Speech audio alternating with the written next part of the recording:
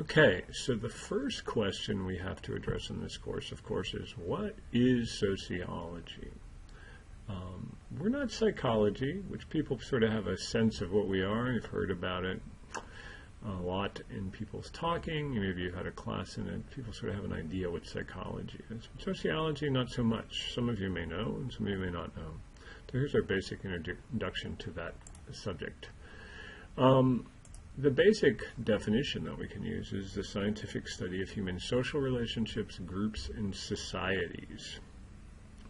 First part of that definition is important for us to wrap our brain around a bit, and we'll spend some of our time in the near future about what it means to be scientific.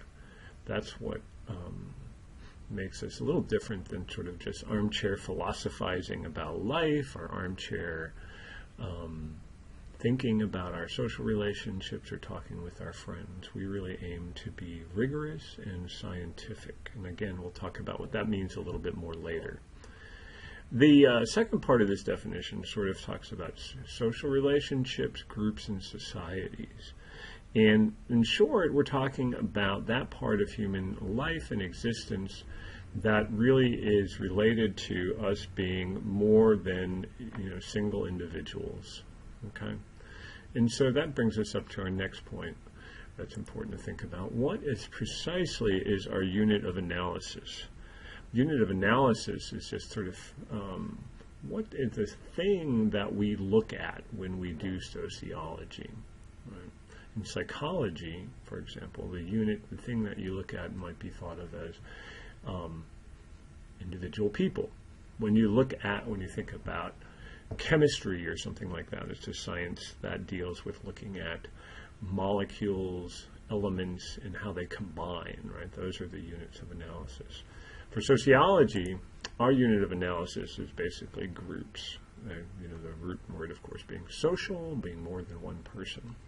And of course, as I've already hinted, this distinguishes us from psychology, right?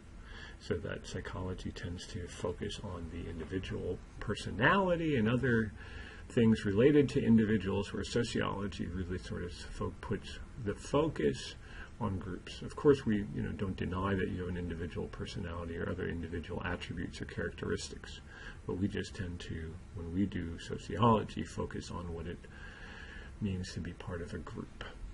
All right. Our question is, okay, so what? And what's the point? In short, the point is, we are basically social animals, and so that sociology makes a strong claim that, without our groups, we are impossible to imagine as individuals. And indeed, we come with our groups before we could fully become who we individually are, if that makes sense. Think, of course, as you look at this picture of family life, whatever your family life or your family looks like. Sometimes we think, as is somewhat true, that you sort of come into the world as an individual. What sociology makes us wonder a little bit about is how your family and other broader social experiences as you get older influence who you are individually. So that how do your particular relations with your siblings, with your parents, with other caregivers, how do they form you into the individual you become? And of course, the extreme version of thinking about this is thinking about people who aren't given proper care, who aren't given proper nurturance within the family or other primary caregivers. And, the unfortunate reality is that for those sorts of folks, they're sort of formed into individuals that are in many significant ways, problematic, right? So that abusive or neglectful relationships early on in a child's life end up making them into individuals that have a hard time relating to those people who have not been similarly formed. And again, a lot of this is driven from the outside in. That's a big, big theme within sociology. Sometimes we think think about the soul or the core personality, the core attributes of a person. And we start from there and thinking about how that person then goes out and acts in the world. In sociology, we tend to think about how the outside, the social relations, the outside world might influence you inside. And so that's another basic move of sociology when you think about what it is. Start thinking about how the outside impacts the inside. And so the basic question of who are you is that you are the result of the combination of groups to which you belong and which have formed you. First and foremost, of course, amongst those are family groups.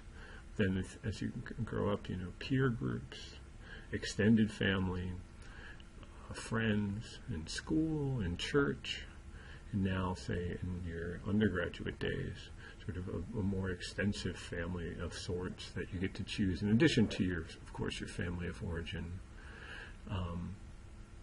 And to think of that, you're sort of like, a layer dip, if you will, the 7-layer dip, so that if you kind of thought of all these groups sort of laying layers of who you are down, if you ever didn't have one of those layers, or one of those layers were missing, you would in some sense be a very different dip, if you will. And so we're comparing you to a dip. Yes, it's true.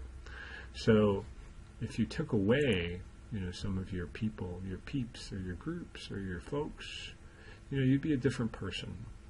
And that's sort of, not to make you uncomfortable or to be strange or anything, but that's sort of one of the primary first questions, is to think about how you and others have been formed by the groups to which you belong.